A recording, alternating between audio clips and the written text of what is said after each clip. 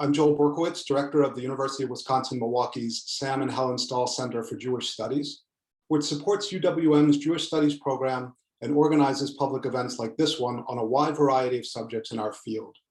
For more information about the Stahl Center and about Jewish Studies at UWM, please go to our website.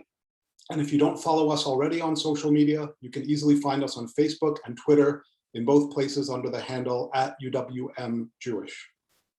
Tonight, my colleagues and I take great pleasure in celebrating the publication by Wayne State University Press of Simon Bronner's newest book, Jewish Cultural Studies. We're pleased to have the press as a co-sponsor of this event, along with UWM's College of General Studies. Wayne State University Press has generously donated several copies of the book for us to give out this evening. After the event, my colleague Rachel Baum and I will pick a few of our attendees' names at random, and the press will send them the book. And you can order the book from the press's website or ask your local independent bookstore to order it. When we learned a few months ago of this book's imminent publication, we turned to Simon to suggest organizing an event in its honor. Ultimately, we decided that the most fitting way to mark the occasion would be to put this work and its author in conversation with several distinguished scholars in the field, so they can interrogate what the book accomplishes and where it fits into the development of Jewish cultural studies. After my introductions, I will step aside for Dean Bronner and our panelists to discuss a number of central questions the book interrogates. We have enabled the Q&A feature, so feel free to submit questions for the panel there, and we will do our best to get to them. And now it's my honor to introduce both the author and the panel he'll be talking to. Jonathan Boyarin is the Mann Professor of Jewish Studies at Cornell University. His work as a scholar of modern Jewish experience and culture has led him to investigate comparative and theoretical questions that help illuminate the lives of Jews and others, and involved fieldwork in some of the greatest cities where those Jews and others live, including Paris, Jerusalem, and New York's Lower East Side. Much of his work has also been in historical ethnography, primarily of 19th and 20th century Polish Jewish life. Jewish populations outside of Israel-Palestine have long been regarded as the diasporic communities par excellence, and thus scholars of Jewish studies are well placed to participate in the new and rich field of comparative diaspora. This fact affords Professor Boyarin continued engagement with colleagues doing post-colonial studies or studying a wide range of resistant and emergent identities worldwide. Professor Boyarin's most recent book is Yeshiva Days, Learning on the Lower East Side. Sandra L. Gilman is a distinguished professor of the liberal arts and sciences, as well as professor of psychiatry at Emory University. A cultural and literary historian, he is the author or editor of 100 books. Most recently, his Stand Up Straight, A History of Posture, appeared with Reaction Press, and his most recent edited volume is the Oxford Handbook of Music and the Body with Yoon Kim, published in 2019 with Oxford University Press. And his Couldn't Be More Timely, I Know Who Caused COVID-19, Pandemics and Xenophobia, is in press with Reaction Press. Professor Gilman has held numerous faculty positions, including the Goldwin Smith Professorship of Humane Studies at Cornell University, the Henry R. Luce Professorship of the Liberal Arts in Human Biology at the University of Chicago, and Distinguished Professor of the Liberal Arts in Medicine at the University of Illinois at Chicago, in addition to holding visiting professorships at universities in North America, South America, the UK, Germany, Israel, China, and New Zealand. Lisa Silverman is Associate Professor of History and Jewish Studies at the University of Wisconsin-Milwaukee and contributing editor of the Leo Beck Institute Yearbook for Central European Jewish History and Culture. Her books include Becoming Austrians, Jews and Culture Between the World Wars, and Holocaust Representations in History, an Introduction, co-authored with Daniel H. Magalo. She is currently putting the finishing touches on a manuscript titled The Post-War Anti-Semite, Culture and Complicity in Austria and Germany After the Holocaust, which examines the development and implications of the figural anti-Semite in a range of trials, texts, and films created in the years following the end of the Second World War. Finally, our author, Simon Bronner, is Dean of the College of General Studies and a Distinguished Professor of Social Sciences at the University of Wisconsin-Milwaukee. He has taught Jewish studies, folklore, ethnology, and cultural history at Harvard University, Osaka University, Leiden University, and Penn State University, where he was the founding director of the Center for Holocaust and Jewish Studies. He is the author and editor of over 40 books, including Jewishness, Expression, Identity, and Representation, Connected Jews, Expressions of Community in Analog and Digital Culture, and Revisioning Ritual, Jewish Traditions in Transition. He was the editor of the Jewish Cultural Studies series for the Littman Library of Jewish Civilization and serves as the convener for the Jewish Folklore and Ethnology section of the American Folklore Society. Simon Bronner, the virtual floor is now yours to get the conversation started. Thank you very much, Joel, and also Rachel Baum as well, who's here with us, and of course my distinguished colleagues here, and I look forward to the conversation that we're going to have. I did pose some questions to them that are on my mind, and I hope to get some of the audience's questions as well. I'm going to start things off just with a brief introduction to the book and what led to it. I'm going to share my screen. And then Rachel or Joel can tell me if they're seeing what I'm seeing. All right, very good. Simon, it's good. All right, great. Well, the book is part of the Raphael Patai series in Jewish folklore and anthropology.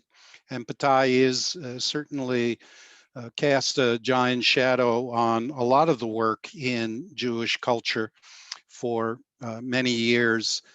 Yet this book, I think, is different. The editor now is Dan Ben-Amos, and we talked about it, and the kinds of essays that are here may come as a surprise, especially to an anthropologist like Jonathan Boyarin, because they involve popular culture as well as folk culture and even some elite culture. There are references to literature and probably more so than in my previous books, some personal confessions or revelations about my background and how it influences some of my outlook on things.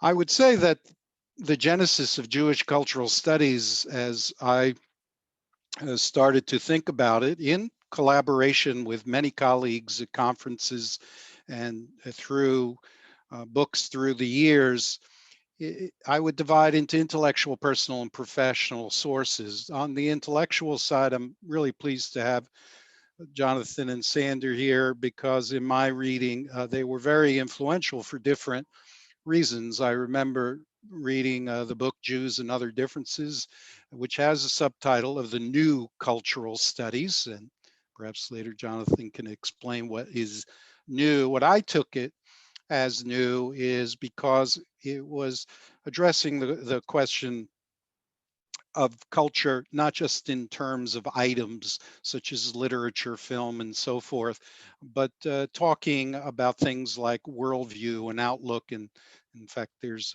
one essay on thinking with Yiddish, which I certainly related to.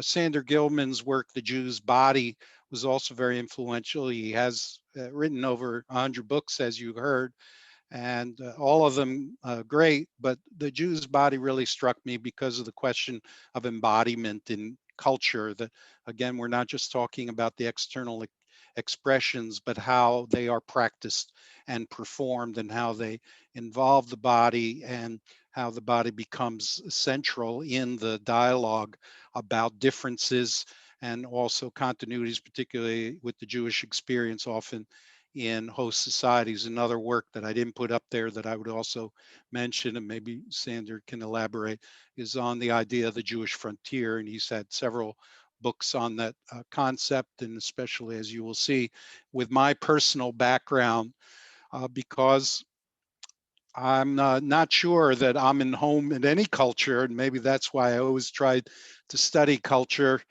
I was born to parents from Poland, Jewish parents from Poland who were Holocaust survivors, and then moved to Israel, which was a very different culture and experience, and then to the United States, all in different cities, and became very aware of working in different languages as well as in cultures. My mother is still disappointed that I only learned 4 languages coming from a European background. She thought that that was inadequate. But anyway, I say divided in 3 because in my experiences. They sent me through a Jewish education. I was immersed in the world of the synagogue and in the study of ancient texts, basically, yet the other kind of culture at home, that world of the home culture, was one of great Yiddishkeit and also some Israelite, if you will, because of that experience that they had and relatives who we would visit and they would visit us. And then the third that I would call the street. And in my writing, I often talk about Jews on the street, for example, of navigating that experience. Professionally, I did not join any organization on Jewish cultural studies or even in cultural studies. My social worlds of colleagues and academics was in the Association of Jewish Studies, which I felt was very historically and religiously oriented, the American Studies Association, which I found to be then rather hostile to the Jew and American culture, and then the American Folklore Society, which had a very different view of studying Jewish culture, relegating it not to an ethnic group, but to a religious group, which I found from my experience to be inadequate. I dedicated the book to Chaya Bar Yitzchak, who you see here, who spent a year in Harrisburg. She was working on the Encyclopedia of Jewish Folklore and Traditions, and we entered a great deal of discussion. And if any of you remember her and her work, she was also want to tell people what they should do with their lives, and it usually revolved around studying and writing on Jewish culture. And I took that up, and very formative experience was the organization of a conference on Jewish cultural studies in Wrocław, Poland, which was a little strange for me to go back to Poland there. And you could see it's this grand hall talking about very vernacular stuff at the university. And a large part of that resulted in Jewishness, which Joel mentioned, where different authors contributed, and Jonathan is a contributor, in fact, to this series that was established in Jewish cultural studies, the first one for Lippmann, and then other subjects such as that relate to Jews at home, and also the connection to popular culture. This was the cover, as you see, an Elvis impersonator with the chai, and then we can go even further with symbolism. And one of the statements that I made in there is that the study of Jewish culture and Jewish cultural studies is primarily ethnographic and psychological. Not everyone agreed on that. We had a standing room only session at the Association of Jewish Studies, and Barbara Kirschenblatt Gimblett uh, disagreed, as she tends to do with me quite a bit, but it was a very lively exchange about how then we interpret not only the expressions and the artwork, but their meanings, particularly in psyche, and whether there is indeed a social psychology of culture and how that changes in different situations and areas, and even sometimes where it's not even recognizable. But the question of, did a Jew do it, and what is Jewish about it? So just quickly, and this will lead, I hope, to the conversation then about the contribution up to this point in Jewish cultural studies and where we go from here, is that I conceived it, as I think my colleagues do, as something that's integrative. I'm not yet ready to call it a discipline, but it certainly combines psychological, ethnographic, and media studies and sociological and historical perspectives. I meant it to be international so that it is not stuck in just the Ashkenazic experience or just the Sephardic experience, and also includes questions of representation. As you see here in the book, I talk about the bar mitzvah as the most filmed Jewish ritual that the public knows. Often the way the public knows about Jews is through film depictions of the bar mitzvah, but we can get into that shortly. So the question comes up, what's the difference between the study of Jewish culture and Jewish cultural studies? And I hope my colleagues will speak to that. What I meant about it is that that often when we talk about things that are the cultural, we're talking about perception as well as expression and how that is interpreted by non-Jews as well as by Jews. And that's why I'm talking about identities that are wrapped up in what people do, not just what they say, not just what they write, but in their practices, and especially important, getting to the psychological, in what they believe. Jewish culture is constituted by Jews, but affected by non-Jews and the societies in which they reside. And increasingly, we can't just talk about a singular Jewish identity, but we talk about situations in which we negotiate our identities and whether we are acting or practicing Jewish and how that is going to occur. And as you could see, there are other works that take this up, particularly in the idea of a new Europe and how Jewish identities fit within that. So, what about the Jewish part of Jewish cultural studies? Well, philosophically, and especially in my early education, Jewish was something total. It was an experience that the rabbis told me I would be from the time I was born until the time I die, but it was unclear to me what exactly that meant. And yet, Jewish culturally constitutes the whole wide range of Jewish practices, some of which the rabbis would not recognize as Jewish.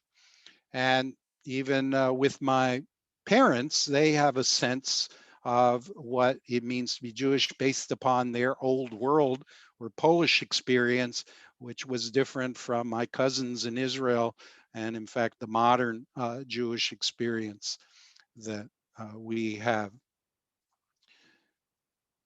So, another central point that I would add to the definition of Jewish that always seems to come up when we talk about culture is what is authentic about culture, and Jews are especially sensitive to that with the idea of being misrepresented or something being portrayed as Jewish, which is not really. And now with online and the digital world and digital culture, I think this is also becoming quite crucial in the dialogue.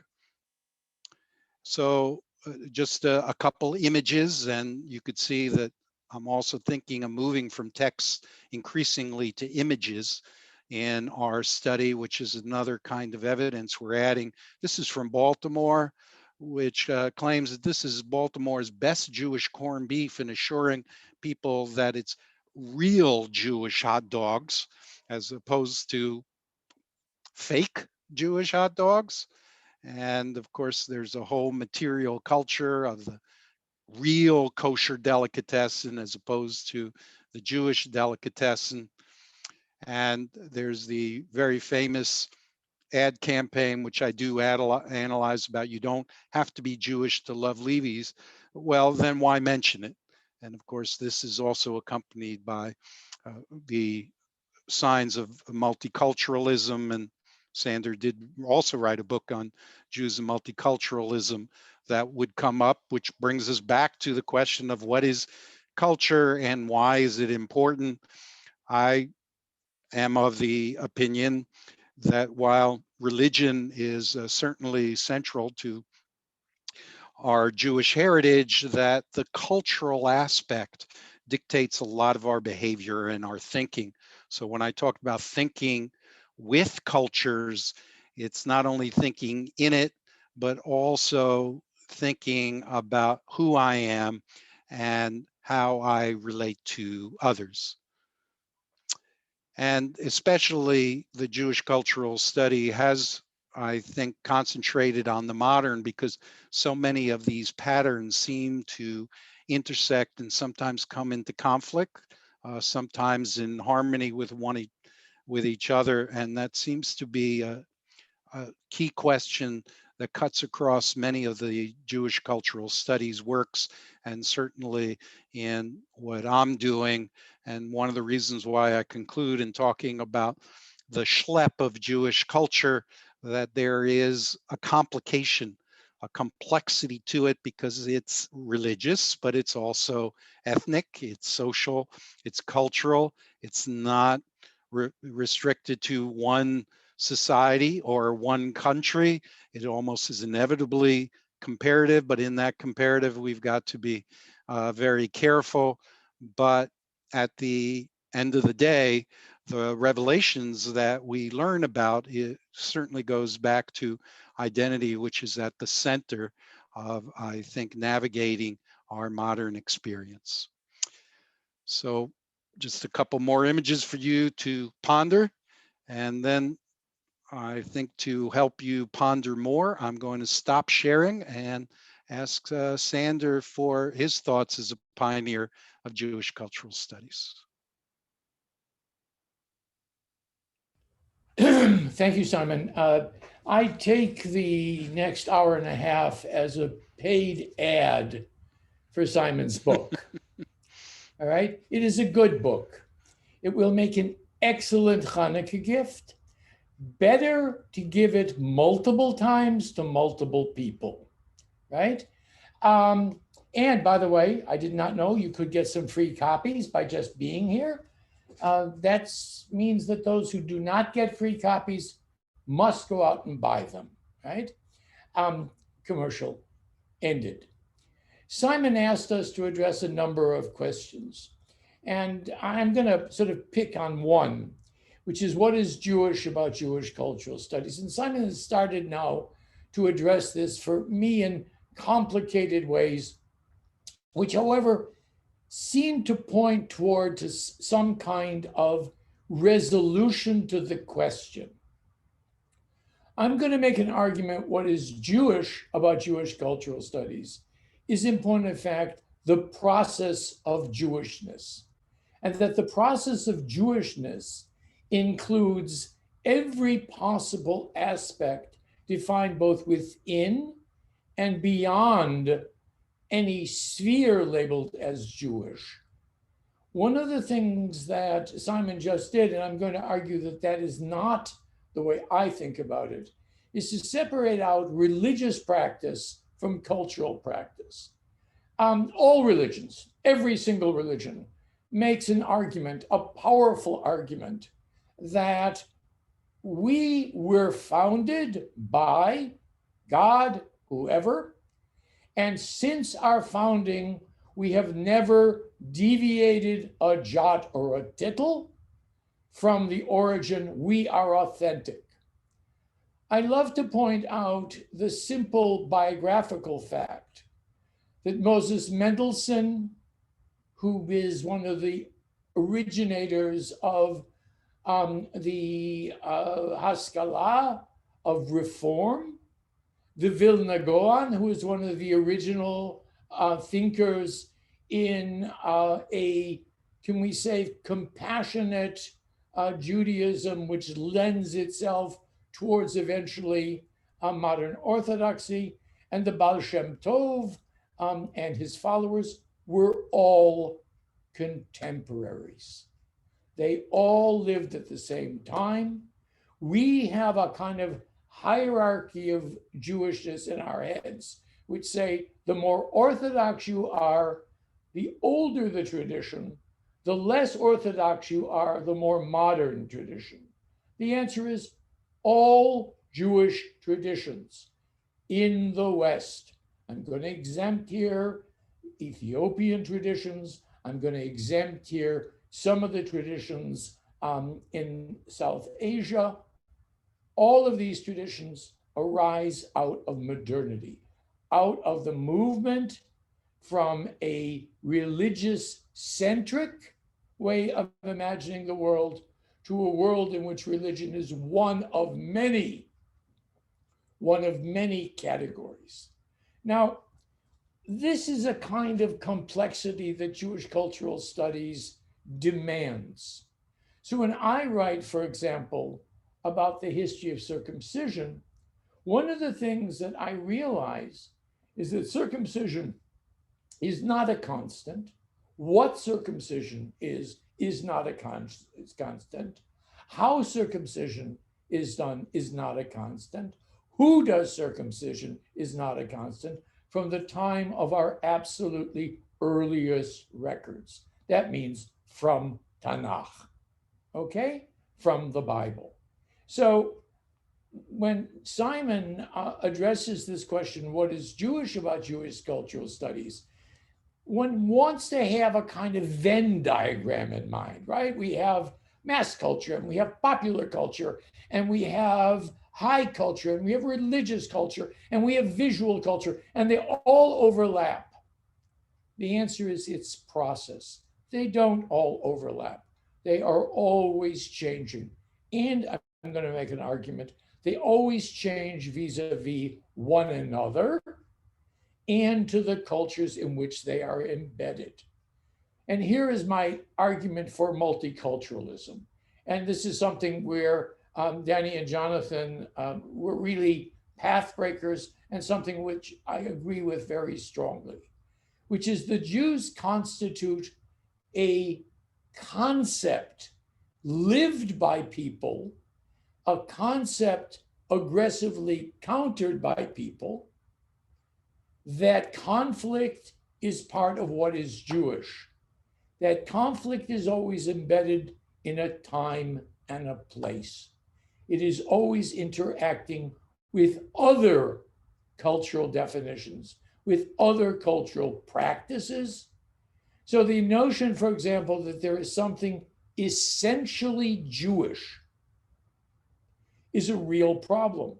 And by the way, it's a problem I will point out to many of you, if you have not noticed it, that has arisen in Israel since 2018 with the nationalities law, because the definition of what is Jewish winds up always then in opposition to. Difference defines the Jew in Israel, rather than similarity, rather than process. Now, Simon asks us whether or not Jewish cultural studies is rooted more in psychology and ethnography rather than in religious practice. I'm going to make an argument about the humanities, which is a global argument, generally true, I think, of every single discipline or interdisciplinary moment in the humanities since their origin. You want to argue Kant? Happy to argue Kant. I would argue 1870s, 1880s, with the establishment of the modern research universities in Germany, in France, and in the United States, and obviously in Britain, which is every single aspect of the humanities postulates, consciously or unconsciously, a theory of mind. We want to get inside people to understand how they process stuff, how they generate stuff, whether it's Leonardo da Vinci, right? Or the guy who is working in a bodega in New York who is selling popular medicines, right? We have a theory of mind. And the theory of mind, however, is always expressed in the minutiae of daily life, which is always contested and differs from culture to culture. It differs within culture over time and from group defining groups. So we have theories of mind which are rooted then in universals, but they always express themselves in the particular. So when I talk about self-hatred, I'm talking about ego formation, right? I'm talking about how we constitute ourselves in opposition to things in the world which force us to think about who we are. But how we do that is different in Vienna in 1880, in Berlin in 1930, and I'm going to make an argument in Granada in 1400. All right? Those of you who know the great argument of anthropology, symbolic anthropology, in the last century between my late and lamented colleague Marshall Salins and Ganethus Obasekere, about whether or not we can have Western models of internal life, which are universal, or whether or not they have to be particular to any given moment and any given culture. Salins argues the latter. Ganeth Obasakari argues the former. The thing is, they're both true. We have universals. How those universals express themselves is always historically, sociologically, and culturally. Simon's book is brilliant. It's also, by the way, very funny in parts.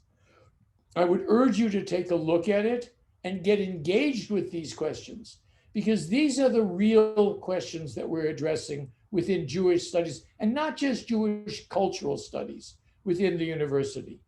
I'm going to end with a plaidoyer, with a request, because in the 1960s, there was an attempt to say Jewish studies should train Jews to be better Jews. I want to make an argument in the 21st century that Jewish cultural studies trains Jews to understand how and why they're Jewish. Thank you. And Simon, thank you for the ability to read such a great book. Oh, you're too kind, and I might have a couple of responses, but let's hear about Jonathan's perspective. You're muted. I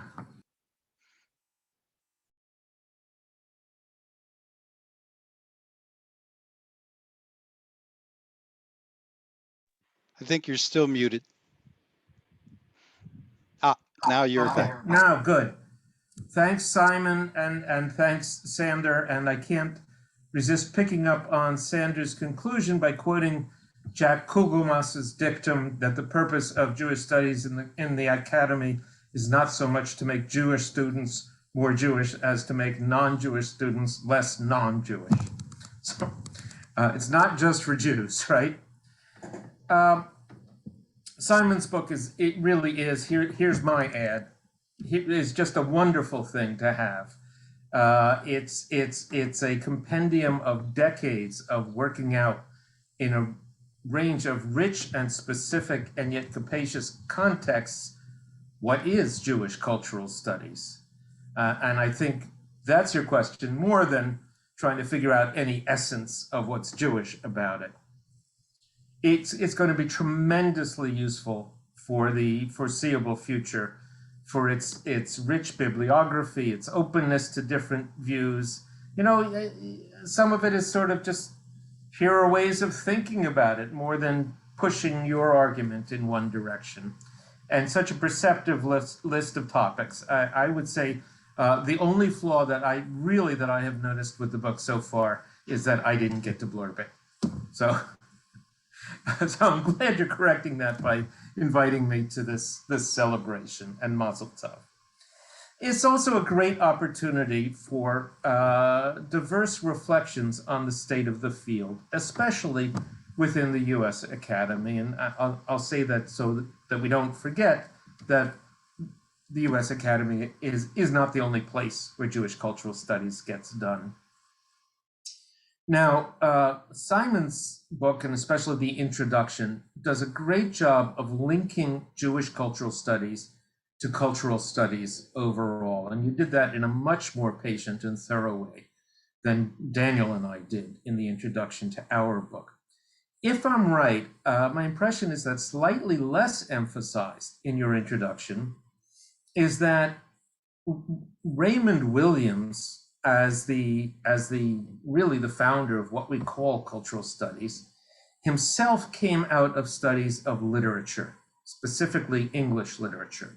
And it was a way to extend the notion of English culture to the working class, to the agricultural classes, and so forth. Its boundaries vis-a-vis literary studies, therefore, but also more urgently for me, vis-a-vis cultural anthropology and cultural history, in terms of both method and object, are not always clear. And I think you more or less said this in your opening remarks. Are the boundaries important? They haven't really been for me. Like Simon, I find cultural studies a a cafe, a meeting place. But I still wonder whether in some ways you find it, Simon, an approach that is actually more distinctive than I might. Worth pondering, because people have different notions of when they hear the word cultural studies. In a recent discussion over the future of our growing Jewish studies program at Cornell, a colleague objected to a proposed characterization of it as a program in Jewish cultural studies. Because in their view, what they as a scholar do is not Jewish cultural studies. Now this puzzled me because the way I think of it, there's nothing that's Jewish that isn't culture. And an important footnote to this, somewhat anticipated by Sanders' comments, I think, is that in my view, the category of religion dissolves within a larger notion of culture. And it may be because my colleague who objected is a historian. The objection may have had to do with the notion that cultural studies focuses on contemporary and popular culture. I don't see it that way. I would suggest, for me, vis-a-vis place and space, the questions don't change, only the materials that we investigate do. We can't do participant observation in 3rd century Alexandria. The focus, therefore, on everyday life is harder for earlier periods, but by no means impossible. Think of the Cairo Geniza as a source for everyday life.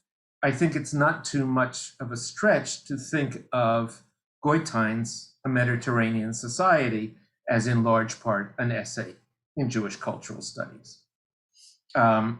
Think about the incantation bowls from ancient Babylonia, written by Jews, but not always for Jewish customers. There are thousands of them, and they're finally being translated and published. They are a wonderful source for Jewish culture of the period, but so is the Babylonian Talmud itself. So I don't really know whether cultural studies of past times is that different from what we call cultural studies, cultural history, or do they perhaps meet in the middle? And again, a similar question can be asked regarding cultural anthropology and cultural studies. It's hard for me to think that Ayala Fader's new book about Haredi double lifers and social media is not cultural studies just because her degree is in anthropology. I think in England you can get a PhD in cultural studies, right? But you can't really in the United States. So that may be a little bit of the dilemma here. One could ask to what extent was, and I really don't know the answer to this, because Williams certainly was not trained as an anthropologist, but I wonder to what extent was British cultural studies at its outset an importation of anthropological inquiry back from the colonies? To what extent, and I think this is probably on safer ground, was it an importation of folklore studies into the electrified city from the pre-industrial countryside?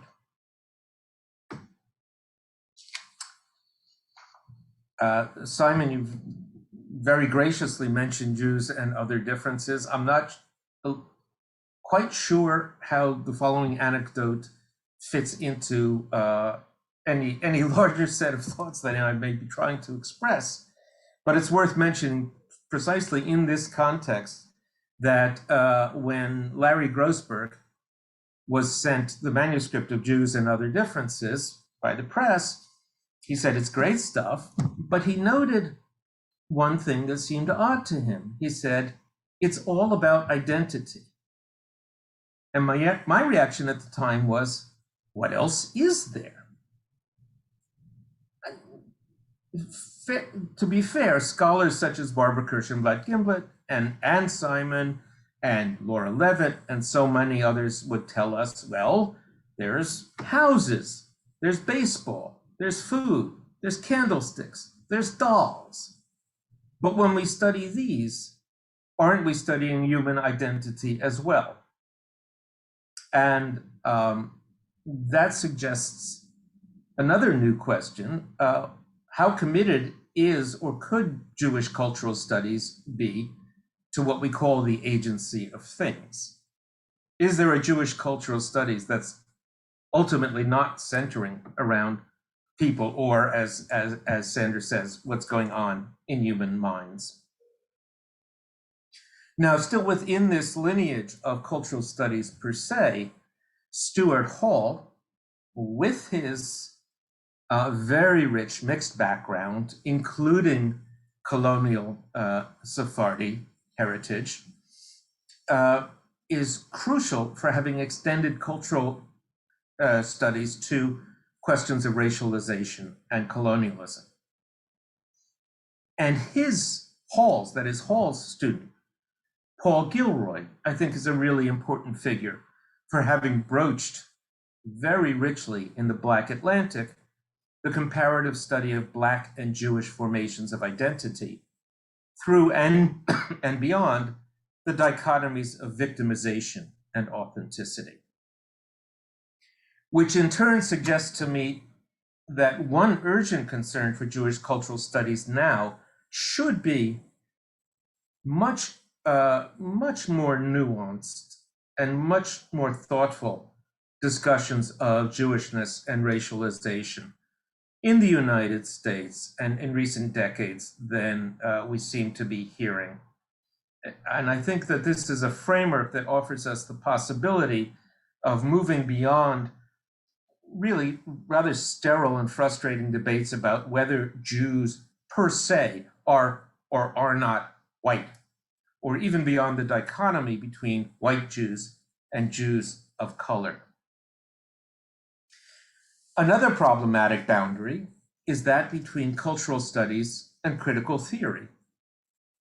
We can think of these as two very different directions that academic Western Marxism took. Do the twain ever meet? And if so, where?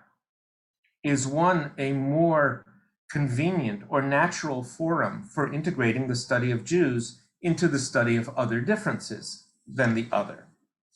Now, in my particular experience, cultural studies has been a friendlier interdisciplinary language for Jewish studies than critical theory. But this may depend very much on local conditions. A given Jewish studies program could be more open to 20th century German Jewish intellectual history, hence critical theory, or to American Jewish everyday life, hence cultural studies. Colleagues in cognate fields may be more or less open to the relevance of Jewish identity, experience, and culture. To some extent, we take our friends where we find them. To the extent Jewishness is increasingly identified from outside with Israel, as in the current trope, your country, that identification is probably more of a hindrance of the integration of Jewish perspectives into either cultural studies or critical theory. And a final thought in this first round, I guess. There's so much Jewish culture to be celebrated, documented, criticized, and so little place in the academy for those who would be and should be doing that work. So how can we better integrate academic rigor and resources with access to broader audiences, especially through online media, as in the work, for example, of Rachel Kafrison, whose work is short form, but as informed and thoughtful as any professor I know? And how can we prepare our students better for engagement and support beyond the traditional academy? Again, Simon, congratulations on the book, and I'm delighted to be part of this conversation. And I'm delighted to have you here. I'm taking a lot of notes, but let's turn to Lisa, who identifies in the history department. So we'll see if you have an answer to some of these queries about history. And if I am not mistaken, either Lisa, Rachel, or Joe can comment that within the Jewish Studies major at UWM, University of Wisconsin-Milwaukee, there is a Jewish Cultural Studies track. Is it track or option? Track. Track, yeah. So we at least give it visibility. How you define that might be a topic of discussion, but go ahead, Lisa. Okay, thanks. So thanks for the invitation to Simon and Rachel and Joel. I'm really just really excited to be on this panel with such distinguished scholars. So I want to start by just saying, Simon, how much I enjoyed your book. And what resonated with me in particular was how you place the symbolic substance of what people understand as Jewish front and center, because it's not something that happens a lot in history in my field. But as a cultural historian, it's what I try to do. And you just do such a great job of applying it to so many of the cultural artifacts that affect Jews' daily lives, and talk about not only what is Jewish, but why that matters and how it affects them. And that is something that I try to do in my own field in the research of the cultural history of Jews in modern Germany and Austria. And like you, I also try to keep in mind the fact that so much of the culture I examine suggests that Jews were aware of their difference, of their differentiation from non-Jews. And even if they weren't conscious of it, it shows up in their work, it shows up in their lives. And they were aware that it brought with it advantages and disadvantages as well. And I think a lot of the things that you examine in your book bears that out as well too. And so, and at the start, you make it really clear that Jewishness is what people think of as Jewish. And I'm really grateful for that commitment to the symbolic meaning and how constructed it is. And then I thought it was interesting, you note that what people think of as Jewishness, you say may be distinct from the Jew or the thing made by Jews. And I would go even further, and I'm wondering what you would say about this. I would even go further to suggest that Jewishness is always distinct from the Jew or the thing that is made by Jews that we identify, because it's a constructed ideal that it is related to Jews and it stems from it, but it's separate from them.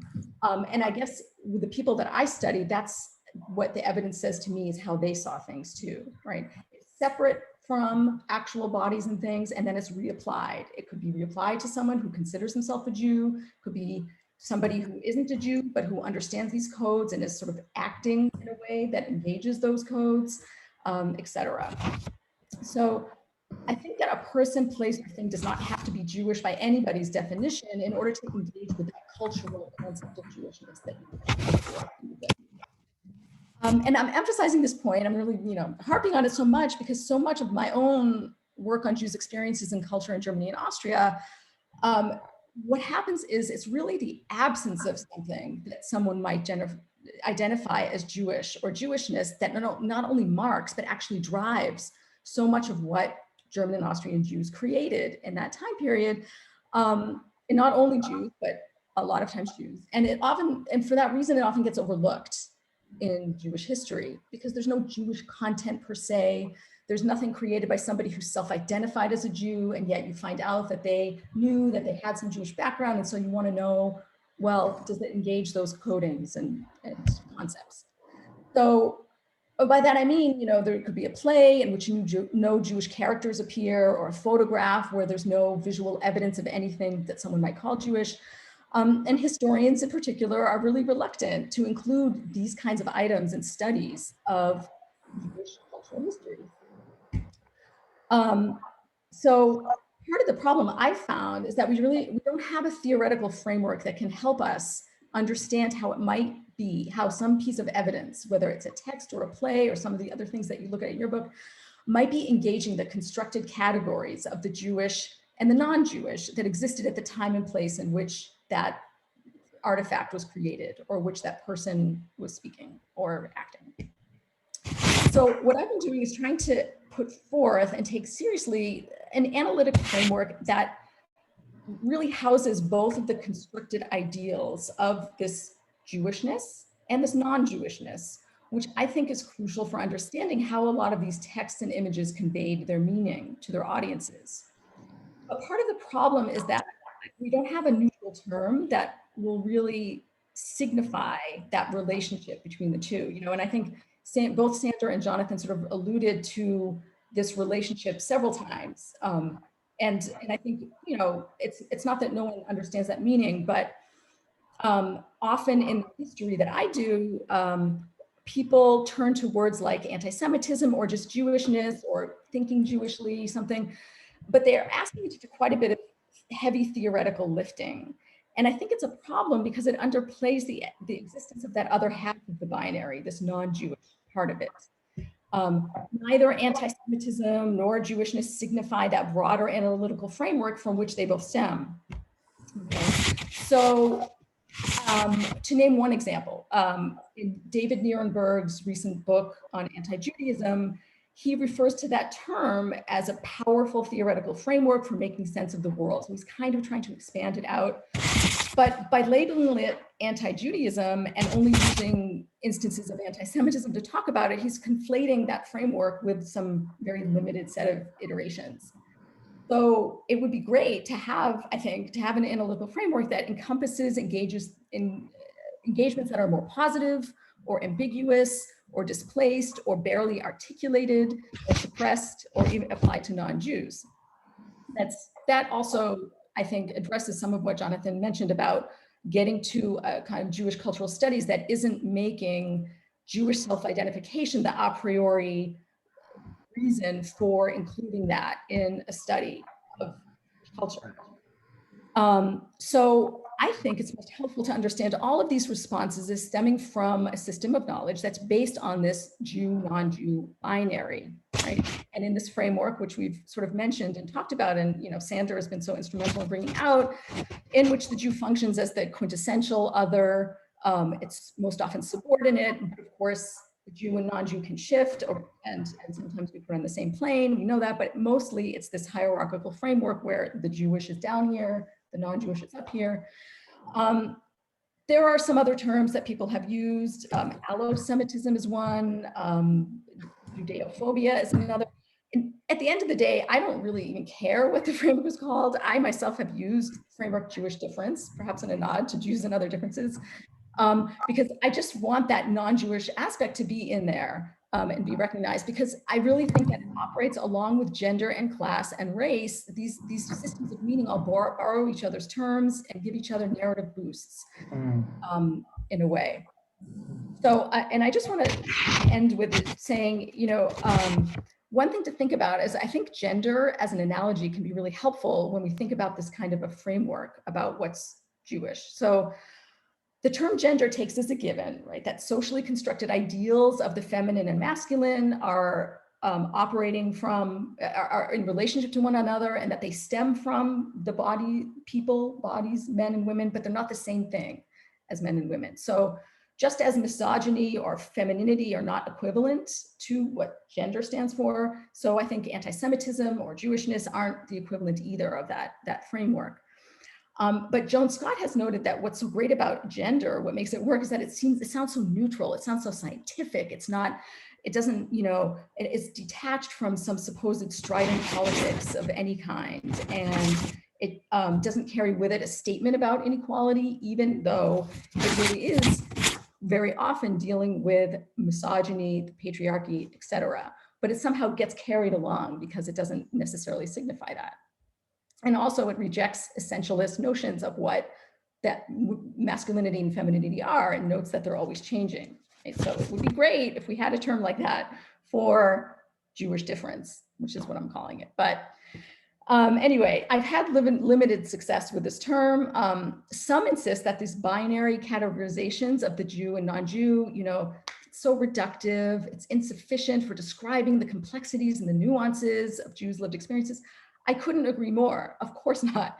But to this, I always add, and I want to urge us to keep it in mind tonight, that especially in my field doing history, I can't ignore the evidence that our historical subjects believed in and acted upon these kinds of binaries and these binary codings, and it affected what they did. So even though we want to be very clever and know that we're far past that, we can't really erase the fact that those binaries were real to many people insofar as they acted upon them, and that's what made meaning. Right. I think I'll end there and just say again, it was a pleasure to read the book, and I'm really happy to be discussing this. I just have to interject here.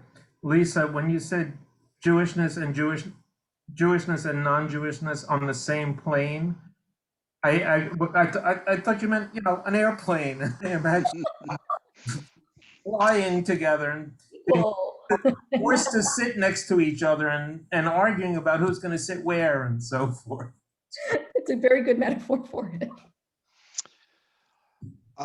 Yeah, there are definitely complications. I'm glad you brought that up. Even when we were editing the Jewish Cultural Studies series, I had conversations with the copy editor because Lippmann does not like the word Gentile. It cut that out, and there were some authors who used the word Gentile, and we put in non-Jew, but we also got some pushback on the use of non-Jew when that came about.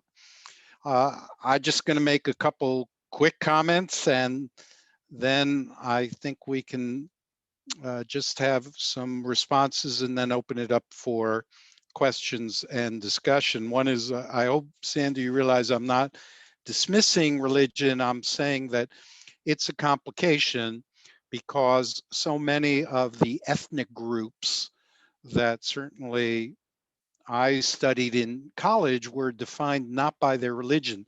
There was a category of religious studies in which you study Catholics, Protestants, Hindu, and whatever, and Judaism. And then there was Polish Americans, African Americans. And in my world that I was familiar with, it was hard to separate.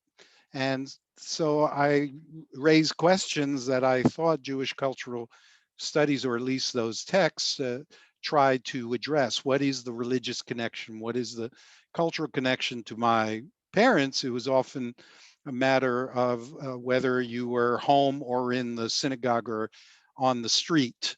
It was the setting, if you will. It was very context centered for them in their religious expression. And another statement about process, I totally agree. And it could be that Jewish cultural studies will dissolve if culture is taken to be more of an evidence that one is going to examine. So some of it is my reaction perhaps to my academic journey and the kinds of evidence that I found significant or revealing, if you will, and also scenarios that I felt weren't covered because of this binary that Lisa mentioned. I mean, just a couple that come to mind. I taught in Japan, and there's a Japanese Jewish Friendship Society, and they asked me to speak, and you could say they were Judeophiles in a sense. And I remember in the introduction, it was said that, we Japanese are really Jewish. We really relate to Jews. And that blew my mind. It's a world away and they don't encounter many Jews, which is why they were asking me to speak. And their association with Jews just opens up a whole line of inquiry of people who have no contact, but nonetheless have this view of Jewishness, which may or may not be based on what is Jewish. Another is historically, I've made something of the Dictionary of the Native American Language by Roger Williams, the dissident in Rhode Island, in which he set out the theory that the Narragansett that he was encountering were really the lost tribe of Israel. And he said, well, they seem to speak Hebrew and they seem to have some Jewish customs. And again, what was his understanding of Jewish there? And of course, a lot of people have commented about the role of the Jew in Poland, and that's where the Semitism comes in, where you go into the Warsaw Square, and the Dybbuk is part of the Polish popular culture, and the carvings there are part of the popular culture, and they would not consider that anti-Semitic, but I would. So again, the theory of mind and perception. So I'll stop there and see if there are any other comments to the way the conversation is going, and then we'll look for the Q&A for the audience.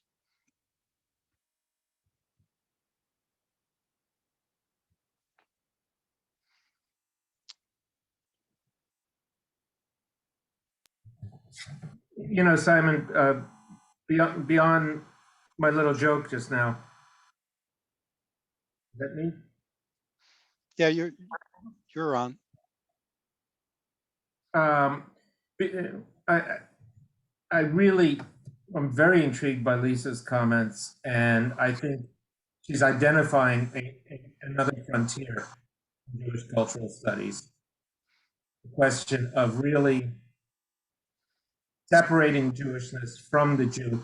I found John Stratton is an Australian cultural critic who speaks usefully in his book Coming Out Jewish from 2020, from the year 2000, I think, about Jewish moments. Rather than figuring on Jewish figures, looking at Jewish moments in popular culture. And that might be a useful starting place for the kind of thinking that Lisa's trying to do.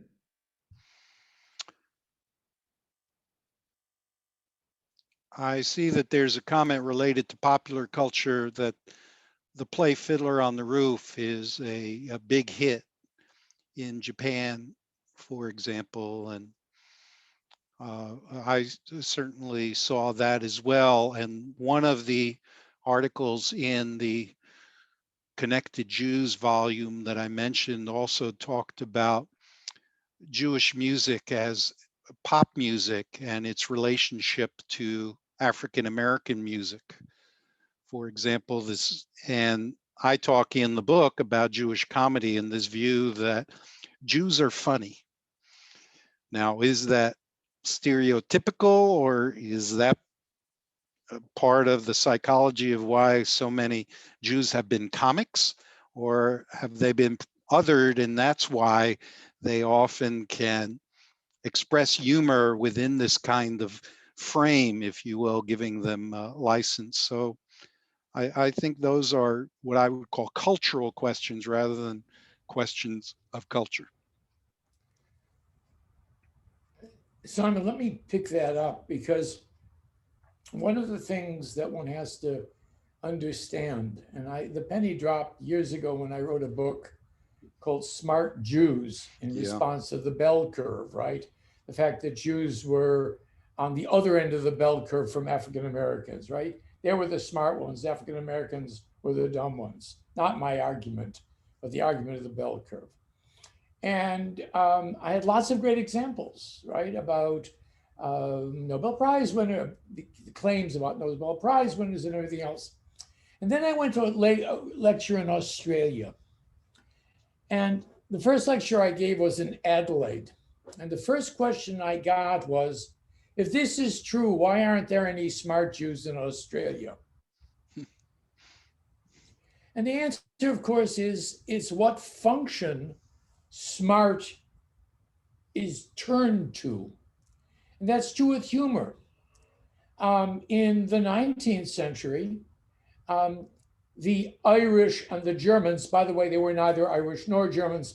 These were people doing kind of vaudeville shticks in newspapers, right? Abraham Lincoln's favorite columnist was one of these pseudo-Irish writers.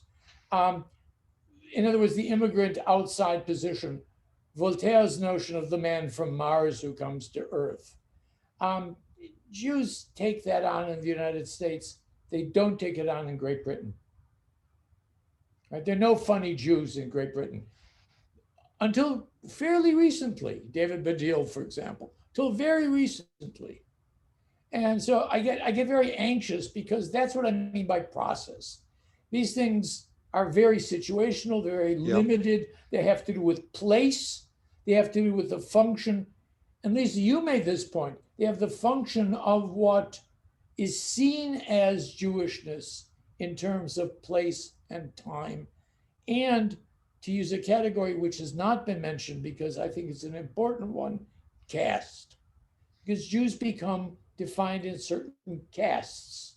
Yeah. Maybe the comic is the untouchable, right, of the Jews of the 19 teens and 20s. Yeah, very good point. One of the examples I give, speaking of the British, is that there was a comment by Rousseau that Jews are not funny. And yet at the same time, the chief rabbi of Britain was very sensitive to try to downplay Yiddish humor because he thought that Yiddish was guttural and was a bastardization and didn't look good for the image of the Jew. We do have a question which I think opens up another line of inquiry, which I do discuss in the book and is of great concern, another example of complexity. The questioner asks, the word westernization appeared in the slide. Can you say something about that? My perspective on that is that, again, Jews have a certain betwixt and between status that has been framed by others for them, and that is of Said's idea of Orientalism, because Jews were cast as Easterners or Orientals in much of the literature that you can read, and yet at the same time, and Lisa and Sander can comment from their work in Central Europe, they felt that they were very Western and Haskalah and very cultured. And part of the reason that I'm talking about Westernization is that I see this as a tension of othering that, and this is especially true of North African Jews then going into Israel, where they are treated as Mizrahi, Easterners, literally translated, even though, again, very cultured and they have their own culture and so forth. So this is another kind of tension for Jews where they're working with the perception of others, but also trying to define themselves of how their culture relates to that around them. I don't know if any others have comments on this question of Orientalism, and there is a whole book that I would recommend called Orientalism and the Jews that deals with this problem, but maybe some of you have comments from your work. I would just point out that one of the things that's remarkable about Israel is that it is one of the few places in the world where Morocco is in the east and Poland is in the west. Yes. Yes, right. Moroccans are part of that Mizrahi category, and some treat that category as pejorative, yet it's also a category of popular music, Mizrahi music. It has what people will say is an Oriental beat. Yeah. And one also has to say that that movement of Jews from North Africa is not just a movement to Israel into a semi-permanent underclass, which is now shifting into actually the majority politically and culturally. But also remember, they go to Spain, they go to France, they go to New York, they go to Los Angeles. And so that very odd notion of if you are Jewish in Algeria, are you in point of fact a colonial? Certainly not a Pied Noir. And you go to Paris, but in Paris you're an Algerian, but not really an Algerian. But if you go to New York, suddenly you're an exotic, right? So I mean, this notion of what I talk about in terms of the diasporic, Israel for me is the classic Jewish diasporic state because it maintains difference while trying to create homogeneity. Right? Yes, and that leads to also this question about Jews within multiculturalism and why Jews have been left out of multiculturalism. Yeah. Are they not victim enough? Are they not Eastern enough to be within? Are they not racialized enough to be in the category? And yet at the same time, there are exhibits such as at the Jewish Museum that became renowned, such as Too Jewish. At what point do you act too Jewish and therefore you're crossing a line of identity?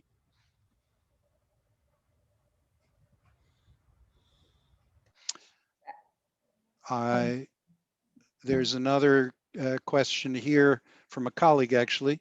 There's a great deal of fetishism of Jews in contemporary China. What is troubling is that it coincides with rather blatant racism against Blacks. And today's Asian American organizations often mention how to emulate political influence, that is, reify the old Jewish political influence stereotype. Yeah, we haven't talked about politics, and that's part of, well, Jonathan referred to critical theory and this idea of the Gramscian or Marxist view of how culture is manipulated sometimes by elites toward certain ends. I'm not so familiar with the situation in China. Of course, there are ethnographies of Chinese Jews, but I think what Colin is referring to is something different, where there is this, as I mentioned, for example, in music, that klezmer music became popular especially in Eastern Europe and in Germany. There's a book on klezmer music in Germany, even though it was not played by Jews, but it became a kind of popular music. Colin, you could describe more of what you mean about the fetishism, particularly in China, and see how we would react. I know when I was in Poland, there was a lot of discussion about the Jewish festival in Krakow. It attracts thousands and thousands of people, but very few Jewish participants. And this is, I think, the allo-Semitism that Lisa was talking about from Zygmunt Bauman. And again, how to interpret that, because in the studies of culture, we divide between what is authentic.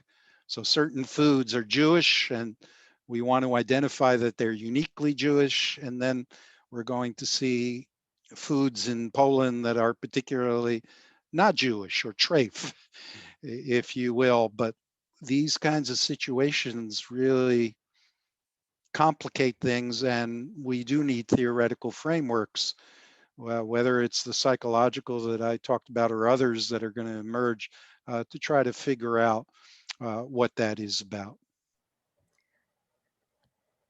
Lisa? If I can add, so yeah, to the comment, Colin's comment, I think it's important what you answered, Simon, and I think it's also important to point out that one of the things that makes Jews as a cultural group unique, as opposed to others that are considered in this idea of multiculturalism, are these very odd, weird, positive yet stereotypical conspiracy type things that are ascribed to Jews, right? So whereas you might say, oh, Jews are fetishized and they're admired, whereas Blacks are just subjected to racism and it's negative.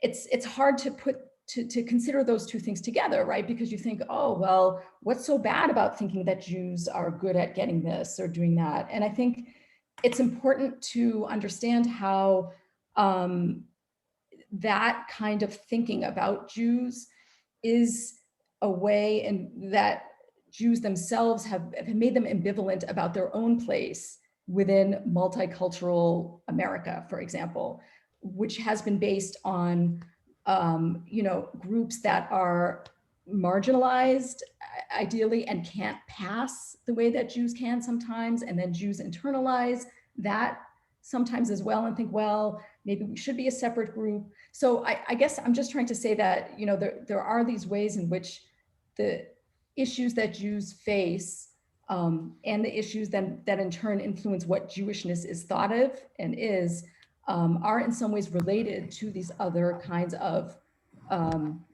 groupings that come up in multiculturalism, but there are also ways in which they're different and it inflects what happens.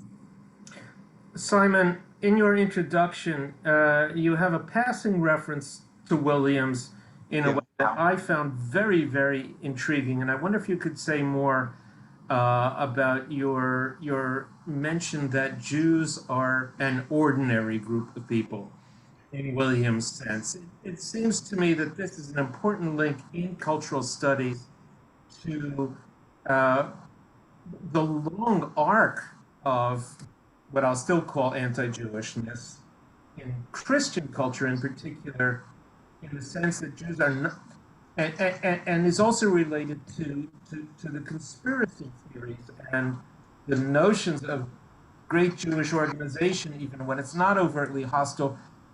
Jews are not supposed to be here anymore. Yeah. They're supposed to be gone, and we really throw a wrench into, especially, I would say, the secularized versions of Christian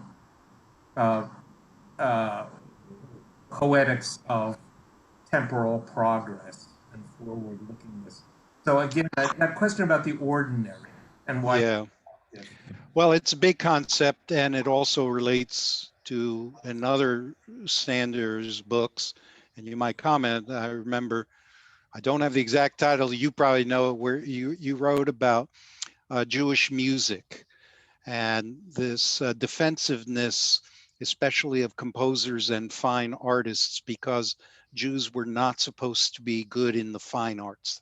They were not supposed to be good in music. And I mentioned that even for humor, but you wrote certainly about that. And the relationship to Williams is also related to what he said about tradition, that Jews associate with tradition. They are, if not the people of the book, the people of tradition. And you know that the magazine of the Orthodox wing is called Tradition, and the Fiddler on the Roof is known for that scene, tradition. And his argument with key words is that there is an insinuation or a connotation that by being traditional, they're stuck in the past. Yeah. And that they have these customs that are bizarre or strange or stand out from popular culture. And that can be both a problem and a blessing. It may make them an object of nostalgia or of intrigue or exoticism, but it also may give them this image that they are stubborn, that they won't convert, which was another issue, particularly in a lot of the conversions. And then strangely going with the idea of smart Jews, that they do not have a fine arts, they do not have a literature. A lot of the early Jewish studies was saying, these are good writers and they're Jewish. These are good artists and they're Jewish. I think we've gotten past that, but there seem to still be remnants of that. Sander, if you want to say something about your music argument. Well, the interesting thing is that this notion of being the model minority, right, is in a sense what we're sort of evoking. And again, I'm going to make an argument that that is a very specific American, not even North American, certainly not true in Canada, a US notion of a model minority that, in a sense, can achieve, no matter how difficult the background, and that tradition is something that is simultaneously respected and overcome. That, by the way, is the theme of Fiddler on the Roof, which is why it became global. Right? It is the ultimate paean to modernity. It is, we have a tradition, the tradition is important, but I can, says Tevye, I can process it as my daughters go far from the tradition and bless them while they are doing it, right? So it strikes me that that's an important moment. And I want to pick up something that Jonathan gestured to, because it's important today. When the Chinese American Museum was being set up in New York I was asked to come to a meeting of the board to talk about the notion of model minorities. And somehow they had wanted to set up the museum around the notion that Chinese Americans had, in spite of the Chinese Exclusion Acts of the 19th and early 20th century, had achieved the status of the model minority. They had economic status, they had social status, they were upwardly mobile. And I said, is this necessarily a good thing? And is it not responsive? I got dismissed. 10 years after that, one of the indexes for the Jews in the United States being a model minority, which is their overrepresentation in schools of medicine, suddenly disappeared. If you went by either stated religious, ethnic preference or by name, which is always tricky in the United States, I know that, Jews who used to be overrepresented suddenly became adequately represented and now underrepresented, right? Who has replaced them? Asian Americans, including, by the way, South Asians. Again, these are, Lisa pointed this out, these are highly contested categories, and they permit certain things while they are forbidding other things.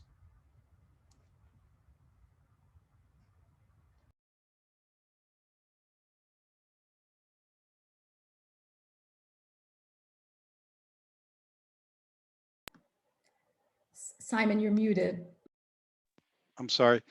Colin Yang clarifies that what he's referring to is his family's firm belief, he says, that Jews are smarter, for example. And I also have a comment here from my friend, as well as colleague Steve Saporin, who also talks about humor as a sign of being civilized, and that one job for 19th century Jews had to accomplish to show they were civilized was to be funny.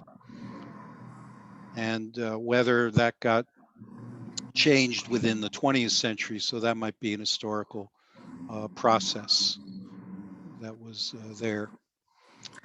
There are plenty of Jews I'd be happy to introduce Colin's family to disabuse them of that notion. So.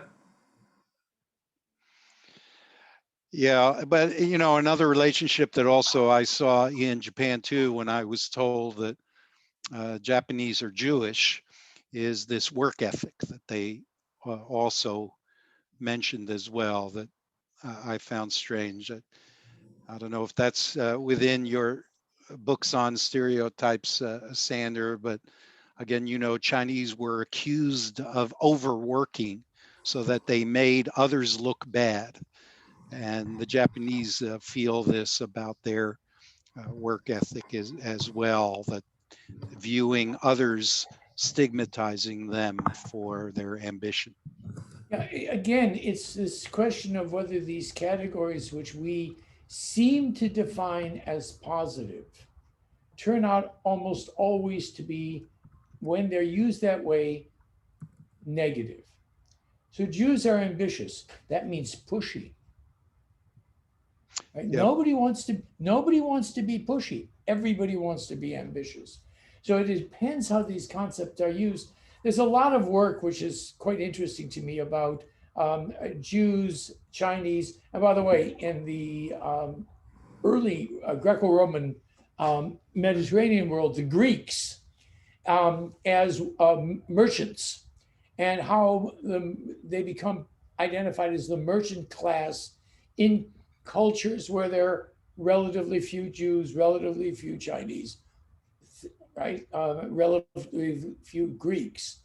That's never a good thing. That's never a good thing. And I said many years ago that my greatest anxiety in the world are philo-Semites, right? Because every quality they ascribe to the Jews always is somehow or another hedged, right? Jews aren't smart. they're crafty, right? They see where that opening is. Again, something that's said about the Chinese merchants in Thailand, said about the Baghdadi Jews, by the way, in India, especially the Raj. And so again, this question again of seeing these categories somehow or another as, can we say, idealization. This is always the problem for me of lumping versus splitting. Anytime I hear somebody talk about the Jews, I get real anxious. I get real anxious. Our time's getting short, but Colin is asking another very good question that I might direct to Jonathan, because it sounds like an anthropological question. It says, if the Kaifeng people in Shanghai have Jewish ancestry but do not demonstrate Jewish symbolism, are they still part of Jewish cultural studies? Would they be able to get a visa to Israel? Well, that's a separate question. But in terms of ethnographic theory on Right. what is a Jew, go ahead. Right. Two separate questions. First of all, as a question that is very pertinent, I think, to what Lisa was trying to ask, and not entirely, it may seem more exotic, more remote in Kaifeng, but there are people in fin de siècle, Vienna, whom you could structurally at least ask the same question about. Look, a long time ago, Gershom Scholem wrote, "What's Jewish is what Jews do." And that's really, really a tremendous motto. The problem with it is that at its limit, it becomes almost racial or a genealogical determinism. Yeah. Then how do you know what Jews? How do you know who a Jew is? If what's Jewish is anything that if you're not defining Jews to some extent by how they voluntarily associate, what they choose to practice, exhibit, wear, with whom they associate, and so forth. But I think the Jews of Kaifeng did continue to associate mostly with each other.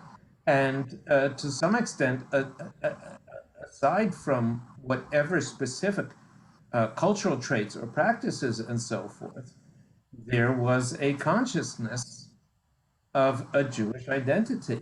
And that is a powerful material thing in itself.